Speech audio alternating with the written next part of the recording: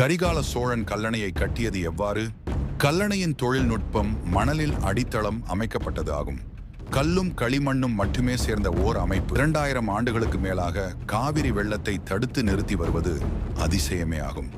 காவிரியின் மேல் அணையை கட்டுவது சாதாரண காரியம் அல்லவே. ஒரு நொடிக்கு 2 லட்சம் கன அடி நீர் பாயும் காவிரியின் தண்ணீர் மேல் அணை கட்டுவதற்கும் ஒரு வழியை கண்டுபிடித்தார்கள். நாம் கடல் தண்ணீரில் நிற்கும் போது அலை நமது கால்களை அணைத்துச் செல்லும். அப்போது பாதங்களின் கீழே மணல் அரிப்பு ஏற்பட்டு நம் கால்கள் மண்ணுக்குள்ளே இதைத்தான் சூத்திரமாக மாற்றினார்கள் பழந்தமிழர்கள். காவிரி ஆற்றின் மீது பெரிய பெரிய பாறைகளை கொண்டு வந்து போட்டார்கள். அந்த பாறைகளும் நீர் அரிப்பின் காரணமாக கொஞ்சம் கொஞ்சமாக மண்ணுக்குள் அதன் மேல் மற்றொரு பாறையை வைப்பார்கள். நடுவே தண்ணீரில் கரையாத ஒருவித ஒட்டும் களிமண்ணை புதிய பாறைகளில் பூசிவிடுவார். இதனால் 2 பாறைகளும் ஒட்டிக்கொள்ளும்.